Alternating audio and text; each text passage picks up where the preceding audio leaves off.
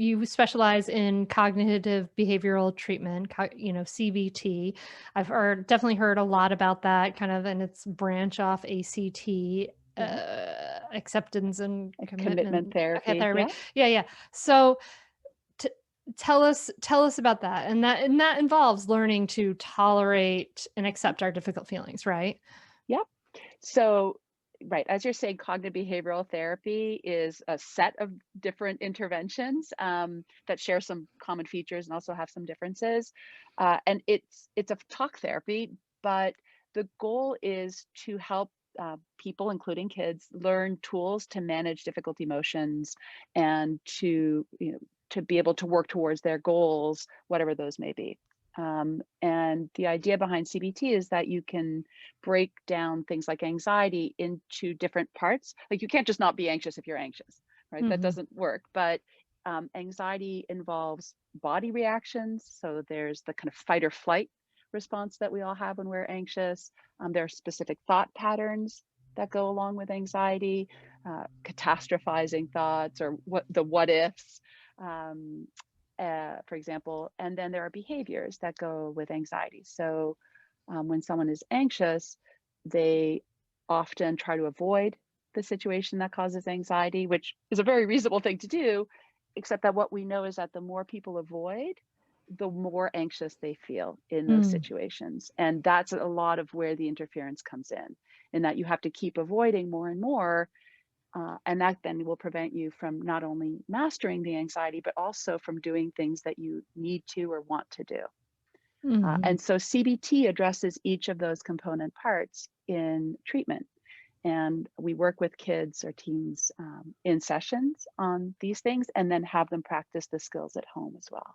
So with kids, but even with anyone, if you think about the ultimate goal, right? So if the ultimate Mhm. goal is to be able to go into a store by themselves and order something or buy something, we always sort of say, think about where you are now and Mhm. think about steps to get to that ultimate goal.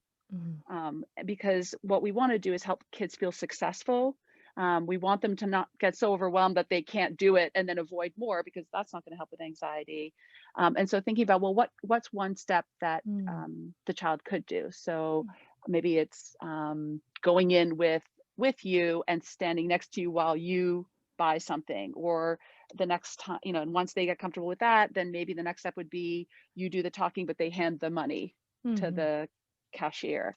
And then maybe the next step is that they would do it, but you're right next to them, and they're Mm. not on their own, and so on. And you can really work with kids to create this kind of structure, these steps, so that they can eventually get to the end goal. And that's a lot of what we do in treatment.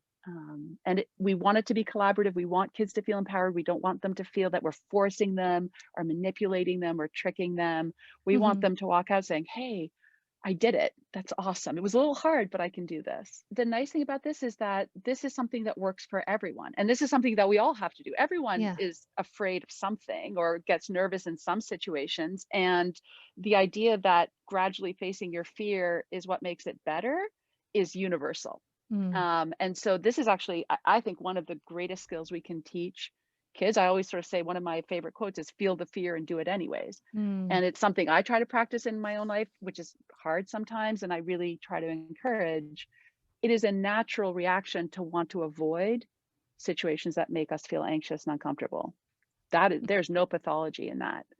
And having the skill to gradually override that so that you can do things that are scary, that's really cool and really important.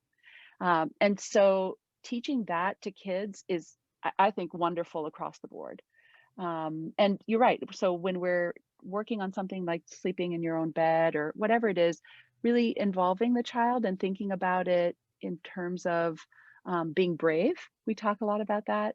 And being brave doesn't mean that you're not scared. It means that you're scared, but you're going to push yourself to do it anyways. Mhm. And so I think it's a really non-pathologizing way to to address the anxiety and build a sense of competence and confidence. Catch new episodes of the Mindful Mama podcast and other free resources, including the Mindful Mom Guide at mindfulmamamentor.com.